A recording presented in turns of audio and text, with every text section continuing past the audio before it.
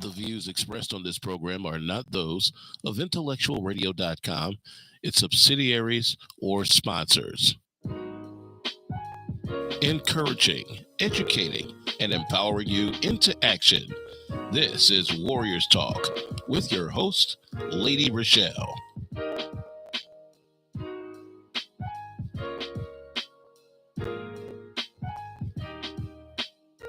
Warriors Talk with author and founder Lady ReShell, where we move away from awareness towards action. It is Hot Topics Monday. We are live on Intellectual Radio. We just heard from the Drive at 5 with Roman. Keep it locked right here on Intellectual Radio and allow us to feed your brain. On the last episode of Warriors Talk, Dr. Michelle Meeks and I discussed hormones in her, understanding the silent power behind women's health. You can head over to YouTube and type in Intellectual Radio and stay connected for any episodes you may have missed. The quote of the day is, "Life is what happens to us when we're busy making other plans." I have one announcement on today. I will be in Washington May 3rd through the 5th with the National Breast Cancer Coalition. We will be at the Hyatt Hotel in Washington, D.C. We're going to be doing programming for that weekend. And then on May 6th, we will be on Capitol Hill meeting with our congressmen and women about some important breast cancer priorities. So if you have any issues that you want us to discuss with them, you can always inbox me or email me at warriorstalk1@gmail.com. We will be on the Hill. If you are tuned in on any form of social media, like the show, share the show, and invite someone else in on the show that you feel may benefit from this valuable information. I'm grateful for our sponsor on today. We have Pastor Michael Richardson with the Emmanuel Church of God in Christ, who has a special message for us. Greetings, I am Pastor Michael Richardson. And I am First Lady Anastasia Richardson from the Emmanuel Church of God in Christ. We're located at 3058 West Van Buren in Chicago, Illinois. We are building upon a solid foundation. We're inviting you to join us every Sunday morning on Facebook Live at Emmanuel Kojic at 10:15 Central Standard Time. And you can also view our videos on our YouTube channel at Emmanuel Kojic-MR. Once again, this is Pastor Michael Richardson and First Lady Anastasia Richardson. And we're from the Emmanuel Church of God in Christ. We are building upon a solid foundation. It's Hot Topic Monday, and tonight we're going to dive into everything from celebrity cancer announcements to social media wellness trends and medical breakthroughs you need to know. And first up is Tina Knowles announcing that she was diagnosed with breast cancer last year in 2024, actually. And she just has a new book, a memoir that came out. And in that book, she talked about her breast cancer diagnosis. She revealed that she was diagnosed with stage 1A in breast cancer in August of 2024. 2 tumors was found in her left breast, and she underwent a lumpectomy as well as a breast reduction. And she is right now cancer-free, and she is making sure that she tell all women to make sure that they stay on top of their mammograms. She said that when the pandemic happened back in 2020, she ended up missing I think she missed 2 mammograms. And then when she went to the doctor, she was still diagnosed in the early stage, which is great that you're diagnosed early. We want to be able to not be diagnosed at all. But when you're diagnosed early, a lot of times you have the option of having treatment that will not be destructive to your health. So as you see, she was able to get a lumpectomy where they go in and take some of the tissue out that has cancer in it, and they seal you back up, and then you're good to go. Some people may need radiation after that. Some people may not. Some people may need chemo. Some people may not. Normally, when you get the lumpectomy, that means that it's being caught in an early stage. So she is emphasizing the importance of early detection, routine screenings, and she's sharing her experience so that women can prioritize their health. Well, we all know her husband, her ex-husband, that is, Beyonce's father, he was actually diagnosed with breast cancer as well, because we do know that men get breast cancer. And so he announced in 2019 that he was diagnosed with breast cancer. At the age of 67, he underwent what they call a BRCA gene test, and he was positive for the BRCA2 gene, which increases the risk of breast cancer, prostate cancer, and pancreatic cancer, as well as some melanomas. And since then, he has been advocating for male breast cancer and the importance of gene testing, especially for those who have a history of cancer. And since Beyonce and Solange have both parents that have had breast cancer, it puts them at an increased risk for breast cancer for over 50% when it's an inherited gene. So women with the harmful BRCA1 and BRCA2 mutations, they have over a 60 to 80% lifetime risk of developing breast cancer.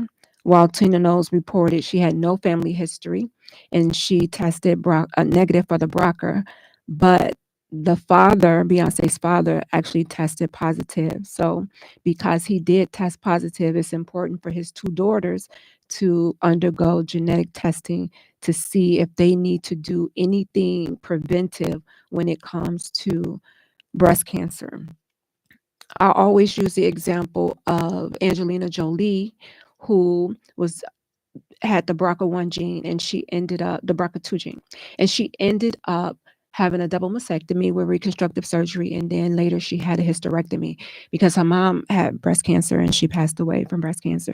So she did the proactive thing to make sure that she was decreasing her risk of getting breast cancer and ovarian cancer by taking those preventive proactive measures. So I don't doubt that Beyonce and Solange is probably talking to their doctors about what it is that they can do. They probably have already taken the gene test, especially when their mom got diagnosed. That would be scary for me, because that would mean that, oh my God, the chances of one of us getting this disease is just went up. So even when you have all the money, you could be a millionaire, you could be a billionaire. Cancer does not discriminate. Cancer does not care. It will still attack you, attack your body. Even if you're doing, and it's sad to say, even if you're doing all the right things, you could be doing all the right things, and cancer can still attack your body and do what it wants. So it's still important to be proactive with things that you can control. We talk about, Dr. Michelle and I talk about all of the things that you can put in your body that will fight cancer, the different food that you can eat that will decrease your risk of getting cancer. It doesn't eliminate it, but it decreases your risk. And we know that there are very few vaccines out there or tests that we can take that will catch cancer early, or we have the colonoscopy to where they can catch the polyps before they turn into cancer. They have the HPV, where you could take the shots for like the teenagers to prevent cervical cancer down the line. So there are certain things that we can do. I know they're working on a breast cancer vaccine right now, and they're so close. So there's so many things that we can do to decrease our risk, but it doesn't eliminate it altogether. So that's hot topic number one. So when it comes to gene mutation, you have a lifetime risk. If you have the BRCA2, you have a lifetime risk of 60 to 80% of getting cancer, developing it. They say by age 90. The reason why they say that, because they still thinking that cancer is an old person's disease, and it's not. People get cancer at all ages, but the lifetime risk of you getting cancer when you have tests positive for the BRCA1 and BRCA2 gene mutation, 80% chance of you developing cancer by the age of 90. If you have that hereditary link, you already know that there's a 50% chance that you're going to have that gene. In men, it's rare, but it is possible, as you can see from Beyonce's father. If you have that BRCA2, then you know your chances of getting it.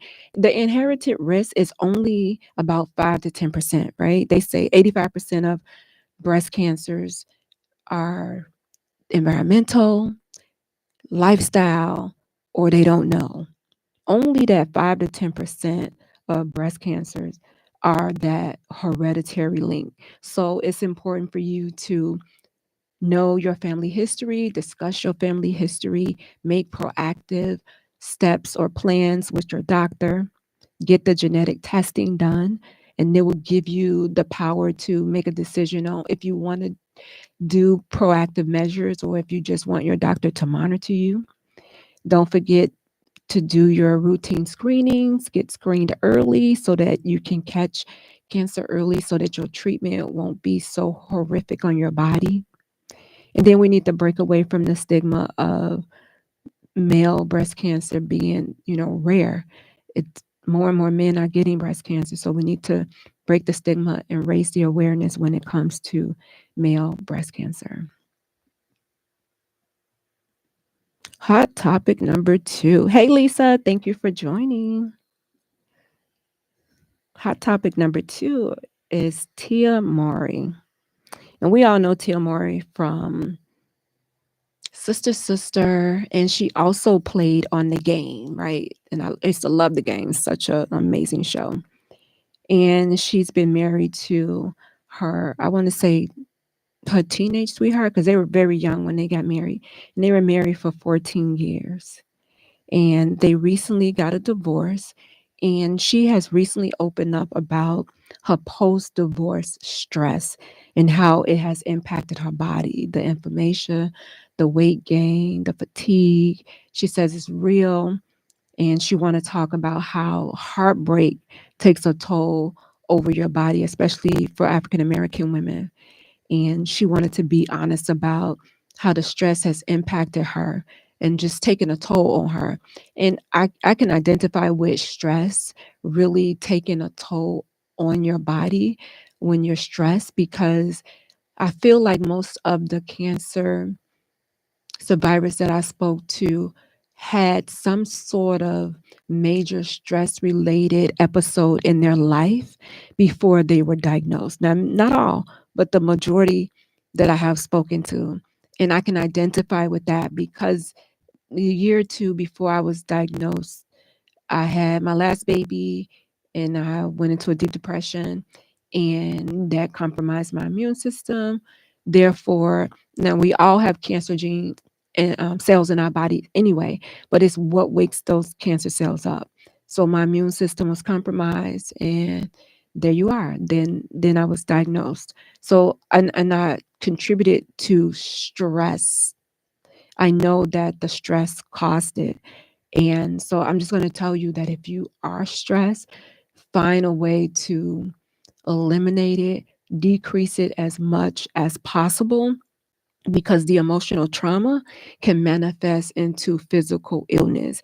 And I know that may seem like, oh, yeah, right, but it can. And if you holding stuff in and you always just not finding a way to release that stress, it has to go somewhere. So if it's not released, if you're not releasing it from your body, then internally your body is going to be going through something. And so she is just spreading the word to women, letting them know that, they're not by themselves, that stress is real. And when you get a divorce, being a person that was divorced, I always say it's like, I felt like it was a death.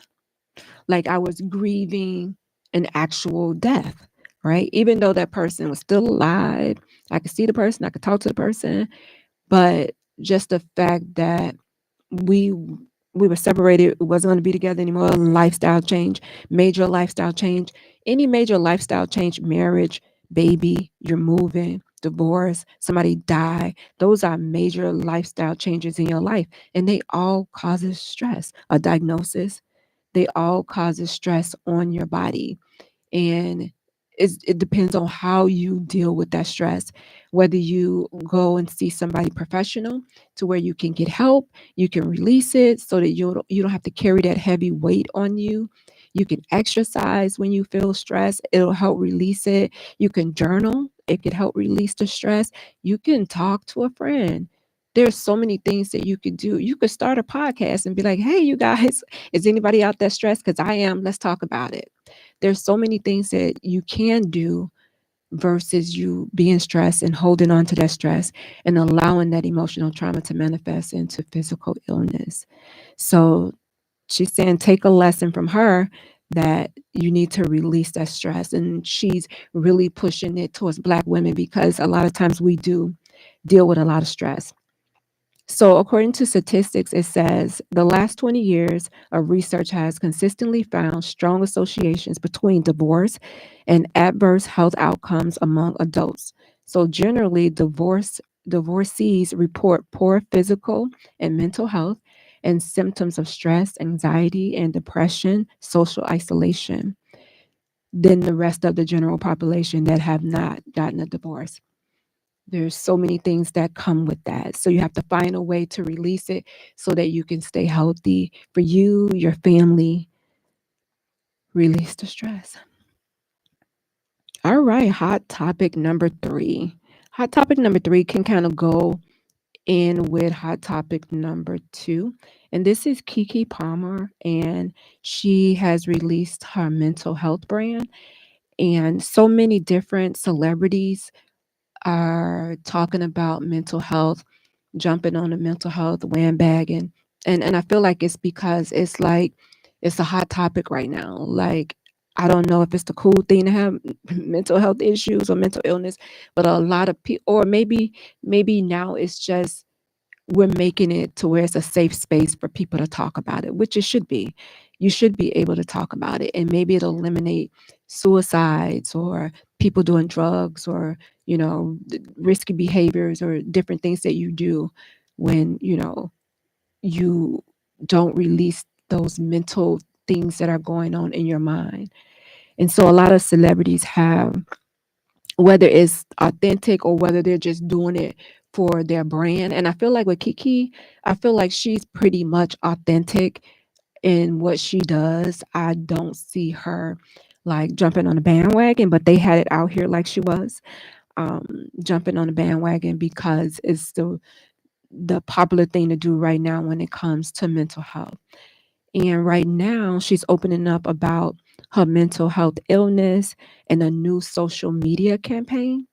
So, in the Essence magazine, she talked about sharing her experience on anxiety, depression, and just revealing that we all have trials and errors at different times in our lives, and everything that we go through is not the end of the world. And she said she didn't realize that really until she got older, and she started telling herself that when she started going through stuff, like it's not the end of the world. Like, think, control what you can control, and what you can't, then just let it go. Just give it to God, let it go.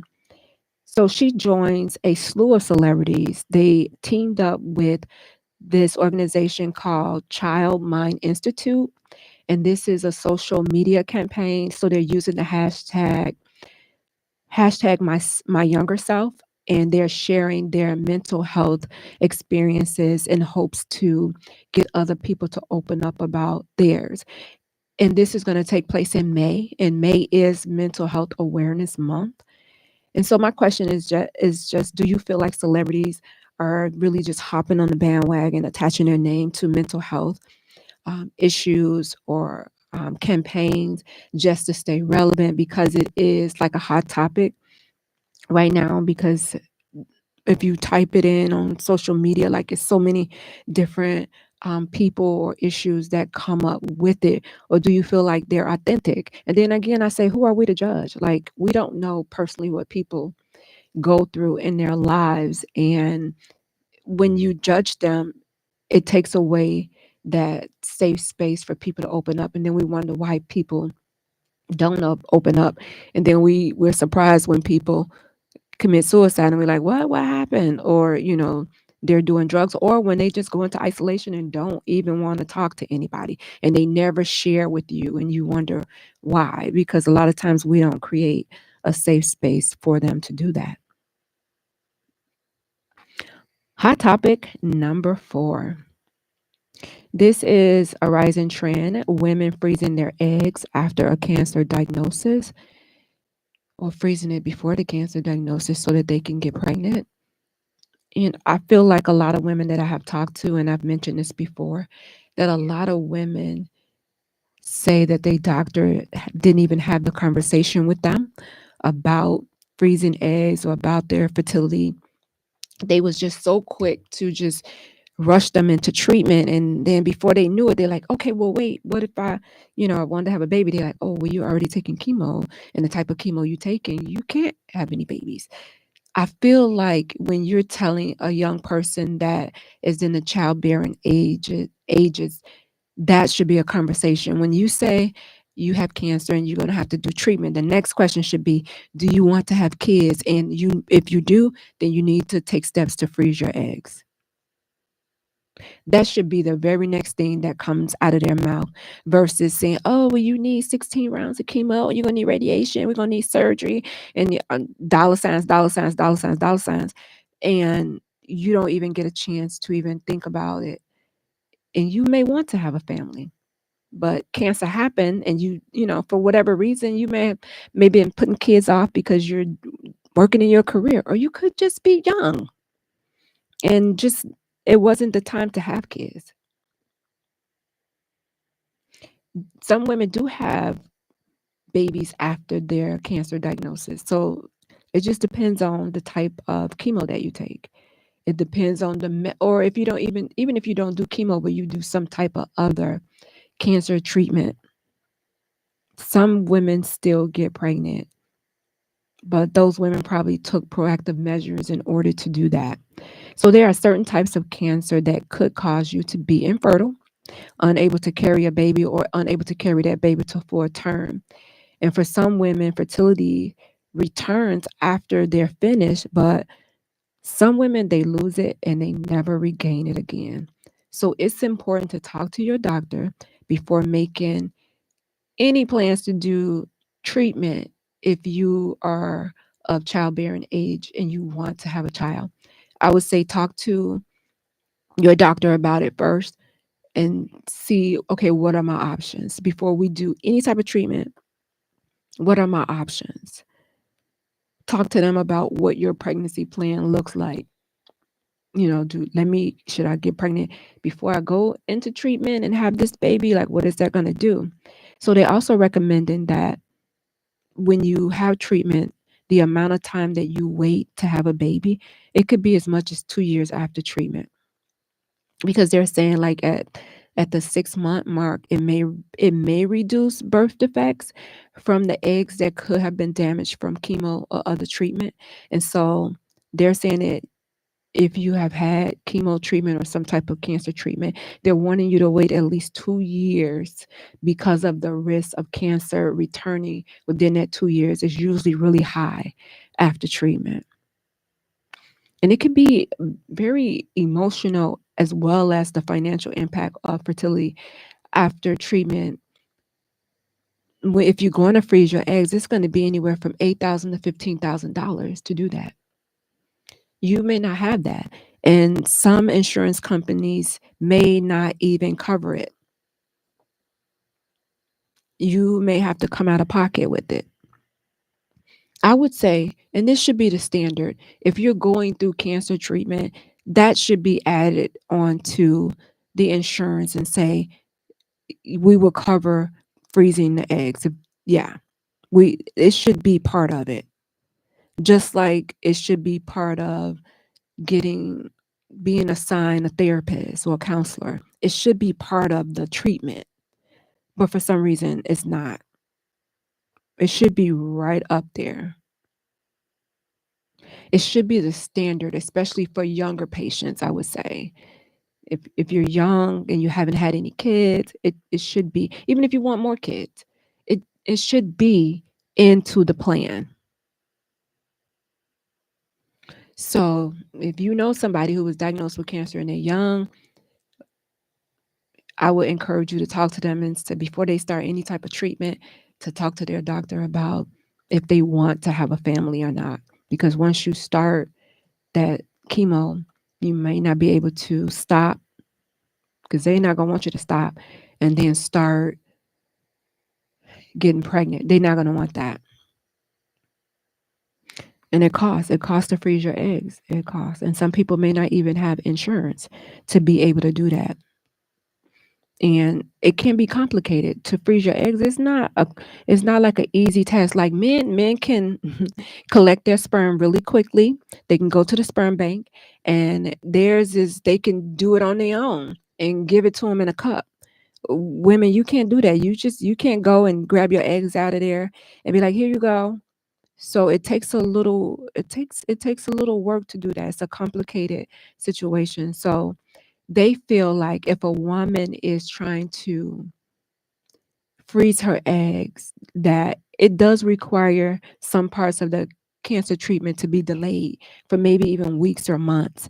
And they're saying, no, we don't want to do that, because by that time the cancer could have been unspread. So they want to hurry up and get you into treatment. Hot topic number 5. I think I just did that one. Fertilize after cancer. I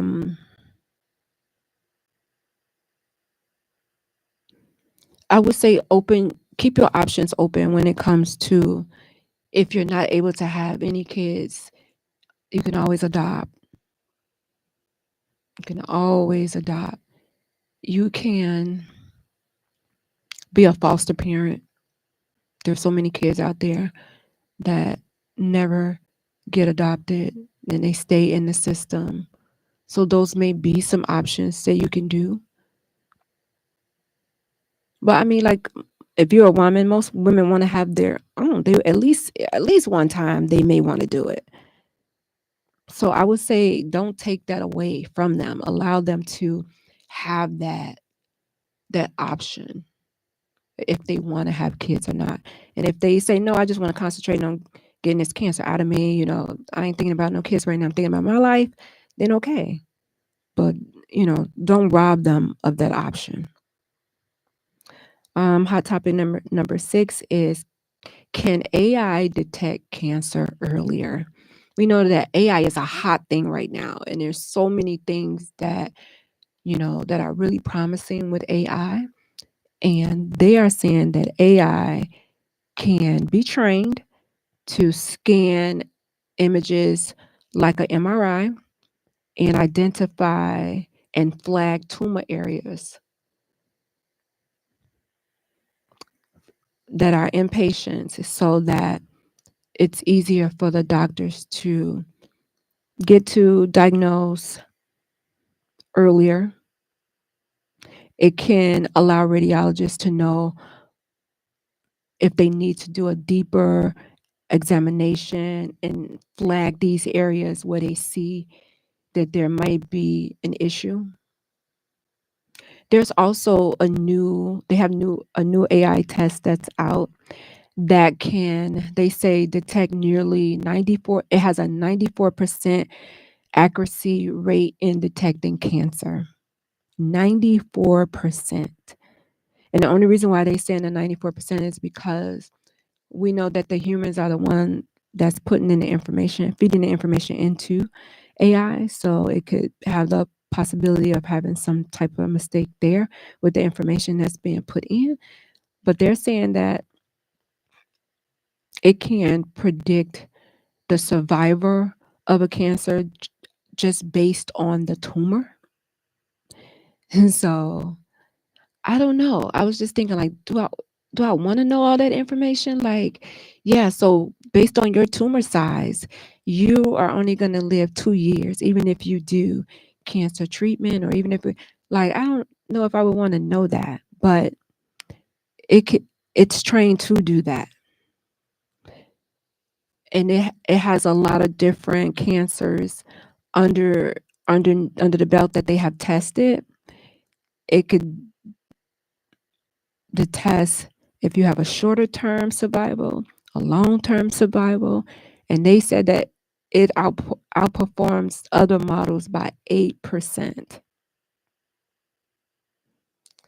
So there's just something to think about. I mean, I like the fact that AI would be more accurate in finding it early, but I would like for them to use AI to find a cure so that nobody has to go through it. Like, if AI is able to do all of this stuff, putting the information in there, they should be able to hopefully come up with some cures versus let's find this thing early. And don't get me wrong, I'm not against finding the cancer early. I'm just against it being there in the first place. Like, why does it have to be there? Let's after all this time that we've been trying to find a cure, we done declared war on cancer. And granted that the treatments have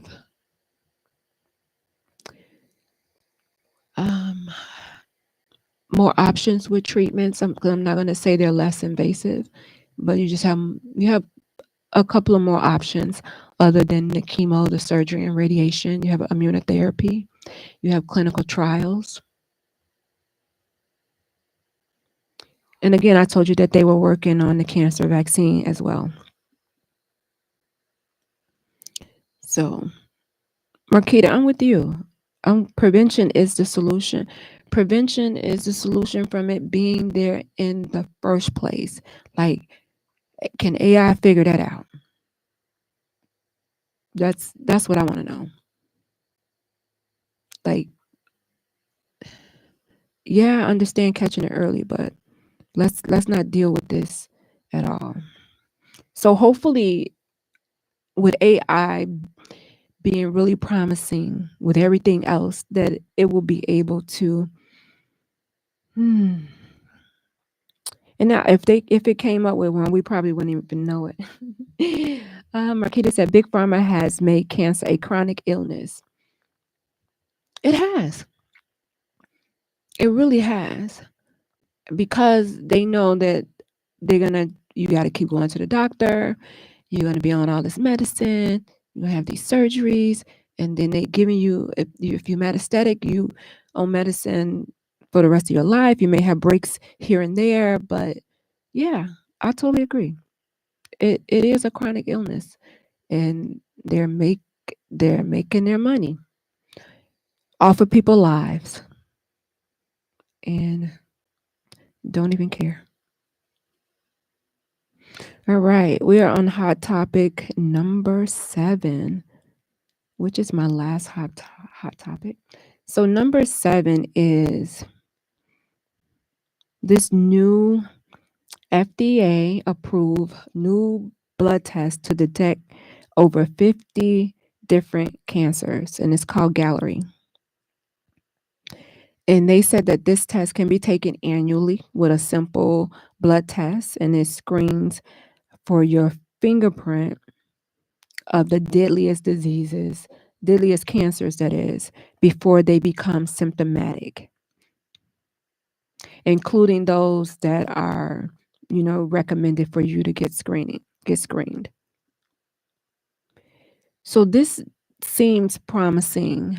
It's not to replace your mammogram, your colonoscopy. So you still get those annual screenings, but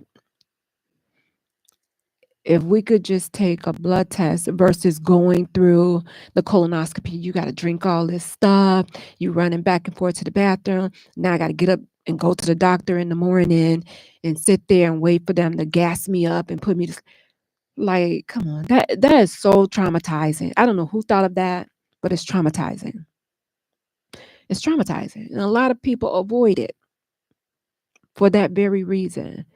But if you're able to take a blood draw and get it done that way, like it's less invasive,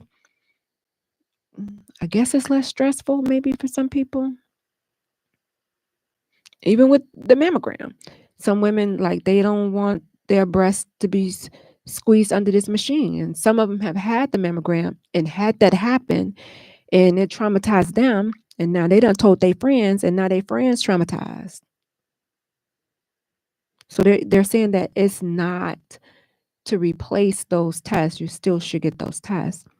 But this test, the gallery, it's been approved, and it does detect over 50 cancers with just one blood draw. Now, the concerns are this test is $950 or more, and is not covered by all insurance. So if you want to get it, guess what? You about to come out of your pocket and pay for this test. So how many people you think gonna get this test? If they got to come out their pocket with $1,000, you may have some that want to do it, but if you have somebody that's working a minimum wage job, barely making it, 9 times out of 10, they're not going to save that money to get that test done. Why not just have it covered like you do for, it should be linked up there with the other preventable screenings. It should be linked up there with the rest of them. Marquita said, good health care is for the wealthy because of expense. It's true. It's so true.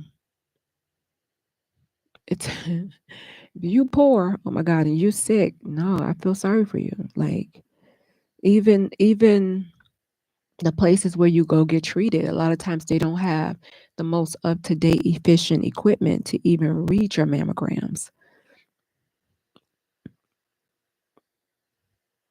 They don't. So, and that's scary. That's scary in itself.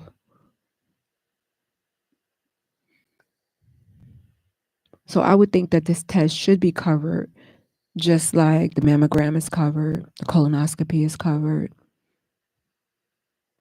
your annual is covered. This is something that it falls along that prevention. And people should be able to get it and pay your regular copay, whatever that regular copay is, pay that.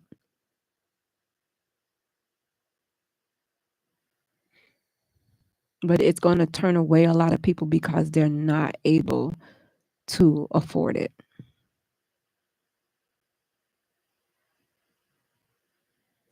Which is sad. You guys, those are your hot topics. I hope that you guys have enjoyed the hot topics for today, as I enjoyed sharing them with you.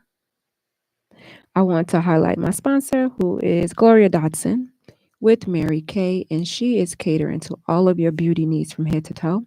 Let her know that you heard about it on Warriors Talk by visiting her website at marykay.com/GDTSON, and let her know that Warriors Talk sent you.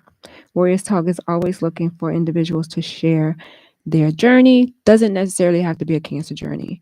If you want to share something you have overcame and you want to let people know how and encourage someone else, you could be a guest on Warriors Talk. Just inbox me at either on Facebook, or you can email me at warriorstalk1@gmail.com. And I will leave you with these words of wisdom. The mind and the body are not separate. What affects one affects the other. Join me next Monday right here on Intellectual Radio. As always, thank you for tuning in to Warriors Talk with author and founder Lady ReShell, where we are changing lives one warrior at a time. Thank you for listening to this week's edition of Warriors Talk with Lady ReShell. To find out more about Warriors Talk, follow at Warriors Talk, the number 1, on all social media outlets, and Warriors Talk with Lady ReShell on YouTube. Please join us next week and every Monday evening at 6 p.m. Central Standard Time on IntellectualRadio.com for Warriors Talk with Lady ReShell, where we encourage, educate, and empower you into action.